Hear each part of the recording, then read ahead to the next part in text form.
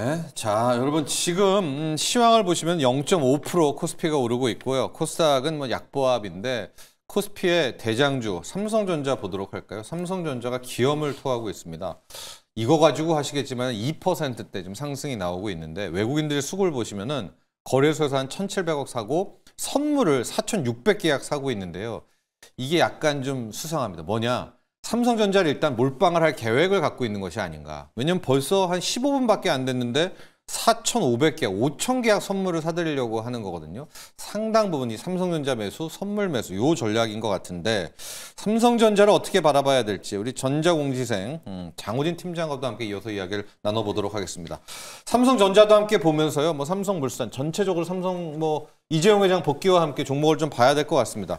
외국인들이 무슨 뭐 약속이라도 딱 한 것처럼 이재용 회장 무죄 뭐 그러면서 갑자기 돌아오고 있습니다. 3점부터 시작해 볼까요? 네, 일단 보면 최근에 코스피가 7일 연속 외국인 순매수가 들어왔는데 뭐 오늘도 지금 외국인이 괜찮은 것 같고요.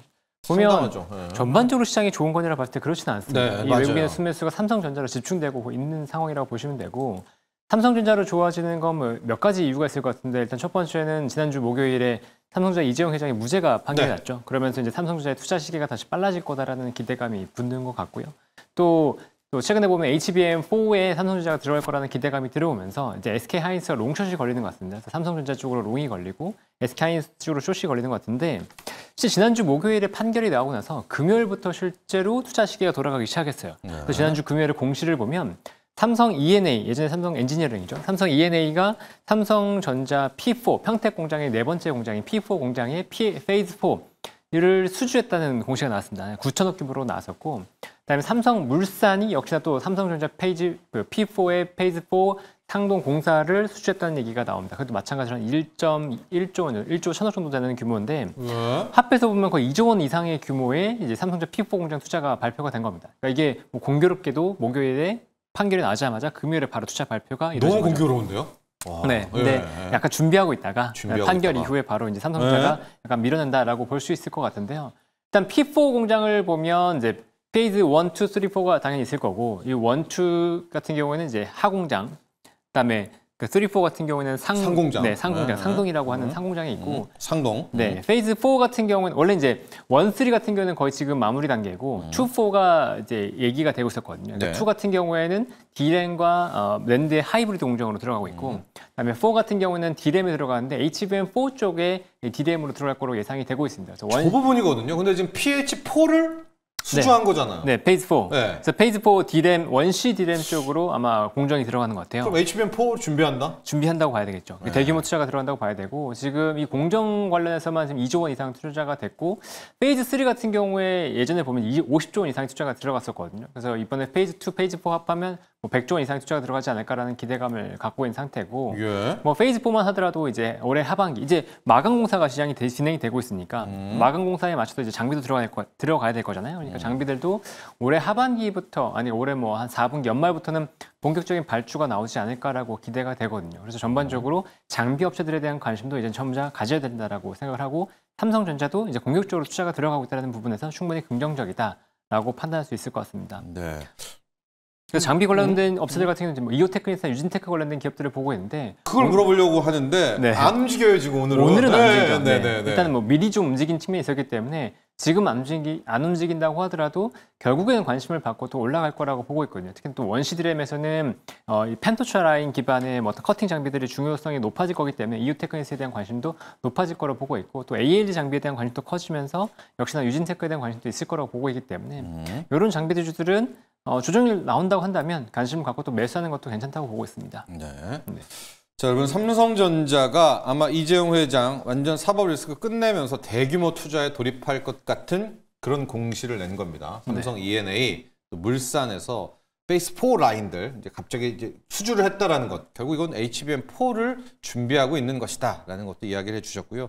오늘 시장이요, 조선주들이 폭등을 하고 급등을 하면서 시장을 이끌고 있는데 아마 미국 내부에서 미국 조선업은 망했다 하고 못 살아난다 이제 이 얘기하면서 우리가 더 오늘 확신을 가진 것 같은데요.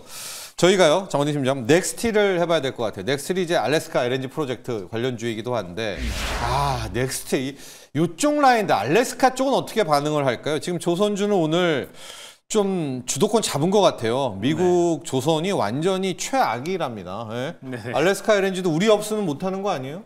알래스카 LNG는 지금 조금 애매한 게 뭐냐면 원래 이제 알래스카 LNG를 주도해야 되는 건 일본 쪽이 협상을 먼저 주도해야 되거든요. 그러니까 일본이 치고 나가야지 우리나라 같은 게 약간 숨어 있다가 같이 좀 붙거나 뭐 이런 형태로 가고 있는 협상이 이제 진행 단계인데 예. 이번에 이시바 총리가 참여연 선거에서 참패했잖아요.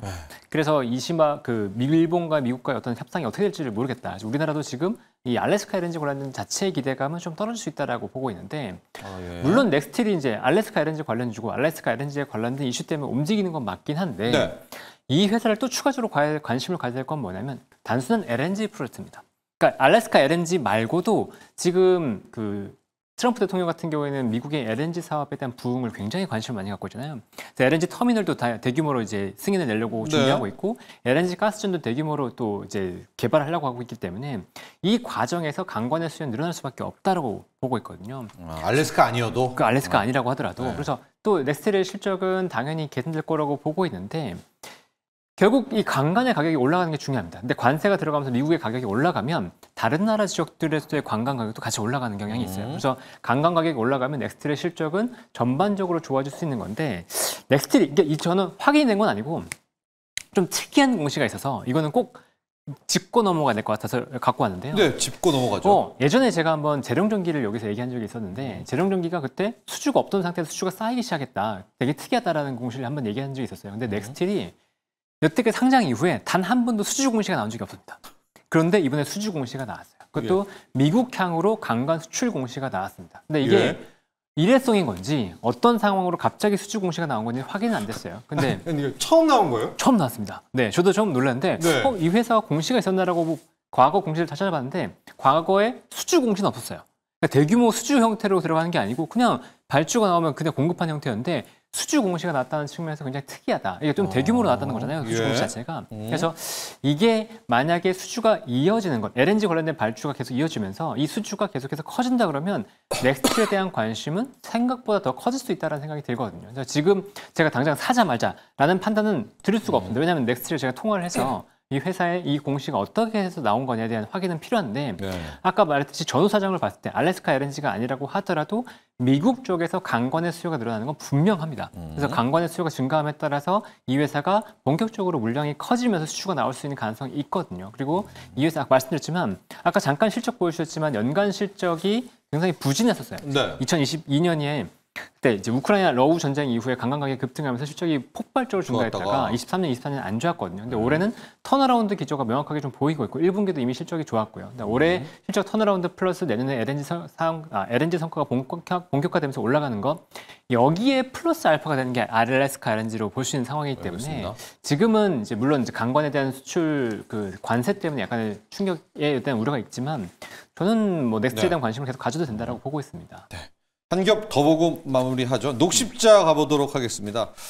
녹십자 어떤 공시가 있나요? 녹십자는 공시는 아니었고 기간의 아니에요? 수급이 굉장히 강하게 들어왔습니다. 네. 그러니까 저는 이제 기간의 수급이 이 기업 기준으로 해서 얼마나 강하게 들어온지를 강도를 체크하고 있는데 3년 내에 이 회사에 대한 순매수가 가장 크게 들어왔어요. 110억 정도가 들어왔었고 그럼 기간이 이 정도로 강하게 수급이 들어왔다고 한다면 뭔가 관심이 있을 만한 이유가 있을 거다라고 판단을 한 건데 녹십자는 바이오 업체죠. 그러니까 혈액 제제라든가 백신 제제를 하는 바이오 업체고 바이오 업체들이 지난주 금요일에 시세가 굉장히 좋았잖아요. 근데 녹십자 같은 경우는 주가가 굉장히 바닥을 기고 있었거든요. 그 상태에서 지금 주가가 반등이 나왔다라고 보시면 되고 그럼 그동안 이제 녹십자가 실적이 안 좋았던 이유를 몇 가지를 본다고 하면 일단은 헌터라제라고 하는 희귀병 치료제가 있거든요. 요 매출이 이라크 쪽에서 이집트 쪽에서 좀 나오는 게 있었는데 이집트 쪽이 이제 외환위기를 겪으면서 매출이 감소한 게 있었고 그다음에 러시아 쪽에서 승인이 났었는데 러시아 우크라이나 전쟁이 터지면서 이 수출이 좀 제한이 됐어요. 원래 러시아가 이 헌터라제 네, 헌터 증후군에 대한 그 환자가 많기 때문에 요 실적이 좋아질 거로 기대했었는데 이게 실적이 좀 안 나왔던 거죠.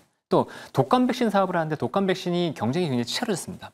그리고 기존에 4가 백신, 4가지에 대한 백신을 하다가 이제 3가 백신으로 지금 전환이 되면서 단가도 내려왔고요. 그래서 이 두 가지 사업 때는 실적은 좀 안 좋았었거든요. 그리고 이 회사가 기대하고 있던 게 알리글로라고 해서 면역 글로불린 10%, 10%에 대한 기대감이 굉장히 컸습니다. 미국에 새롭게 진출했었고 21년에 이제 허가를 받고 24년에 본격적으로 진출했는데 이 매출이 생각보다는 안 나왔어요. 작년에 매출 기대치가 660억 원이었는데 500억 정도가 나오면서 이 기대치는 살짝 못 미치는 실적이 나왔었거든요. 그래서 여기에 대한 우려들이 겹치면서 녹십자의 주가는 굉장히 안 좋았다라고 볼 수 있는 건데 지금 이제 악재들은 어느 정도 소화가 됐고 헌터라제 매출은 약간 반등이 나올 거로 기대하고 있고요. 그다음에 알리글로 매출이 올라가고 있어요.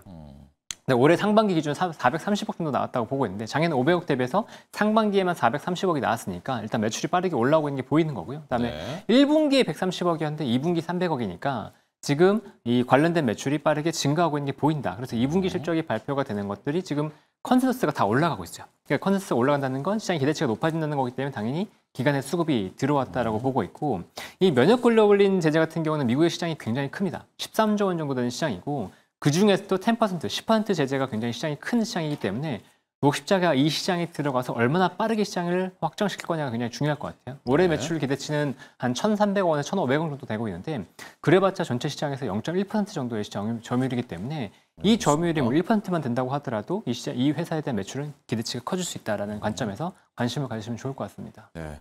녹십자에 기관들의 수급이 몰리고 있습니다. 이제 왜 몰리는지는 여러 가지 측면을 설명해 주셨는데 하나로 좀 뽑자면 역시 알리글로라고 하는 여기서 좀 찾아보도록 하겠습니다. 네. 약국이긴 약국인데 좀 전문 약국 같은 뭐 그런 건가요, 여기?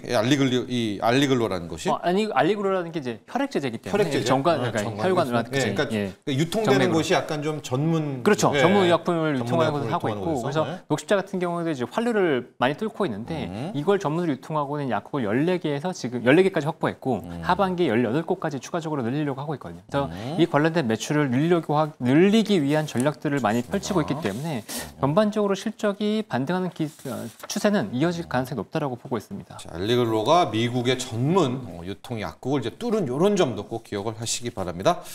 자, 오늘 여기까지 하도록 하겠습니다. 오늘 감사합니다. 네, 감사합니다.